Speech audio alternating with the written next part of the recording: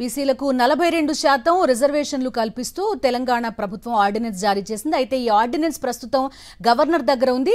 ఈ ఆర్డినెన్స్ ని governor Jishnudev Varma central home మినిస్ట్రీకి పంపినట్టుగా కూడా తెలుస్తోంది. ఏజీతో చర్చల తర్వాత కేంద్ర హోంశాఖకు పంపారు గవర్నర్. 2 వారాల్లోగా ఆర్డినెన్స్ పై గవర్నర్ ప్రభుత్వానికి తన ఆమోదాన్న లేకపోతే ఏదో ఒక నిర్ణయాన్ని తెలపాల్సిన అవసరం ఉంది. ఈ నేపథ్యంలో న్యాయ సలహా కోసం కేంద్ర హోంశాఖకు ఈ ఆర్డినెన్స్ ని పంపినట్టుగా తెలుస్తోంది. ఈ నెల 15వ తేదీన రాజ్ భవన్ కు ఈ పంచాయతీ ఆర్డినెన్స్ ఫైల్ చేరింది. 29వ తేదీలోపు ఆర్డినెన్స్ పై ప్రభుత్వానికి గవర్నర్ వివరణ ఇచ్చేందుకు డెడ్ లైన్ గా ఉంది. పూర్తి డీటెయిల్స్ అందిస్తారు మా కరెస్పాండెంట్ శేఖర్ లైవ్ లో సిద్ధంగా ఉన్నారు. శేఖర్, చెప్పండి, ఇక్కడ కూడా కొంత న్యాయ సలహా తీసుకున్నట్టున్నారు గవర్నర్. ఆ తర్వాత మళ్ళీ ఇప్పుడు కేంద్ర హోంశాఖకి పంపినట్టుగా చెప్తున్నారు. ఒకవైపు 2 బిల్లులు ఆల్రెడీ రాష్ట్రపతి దగ్గర పెండింగ్ లో ఉన్న నేపథ్యం ఉంది. సో వాట్ నెక్స్ట్ అంటే ఏం చెప్తారు శేఖర్?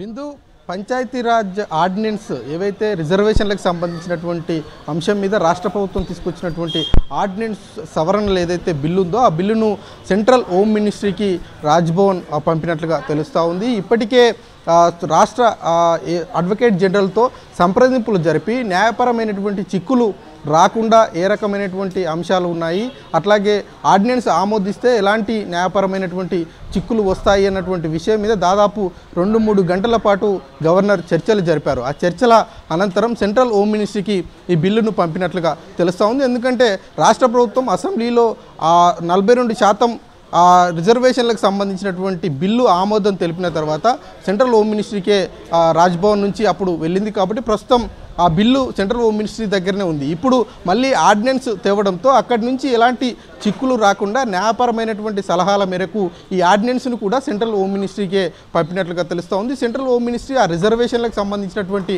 విషయం మీద రాష్ట్ర ప్రభుత్వం నుంచి ఎప్పటికప్పుడు వివరణలు కోరుతూనే ఉంది. డిపార్ట్మెంట్ల వారిగా వివరణలు కోరుతుంది.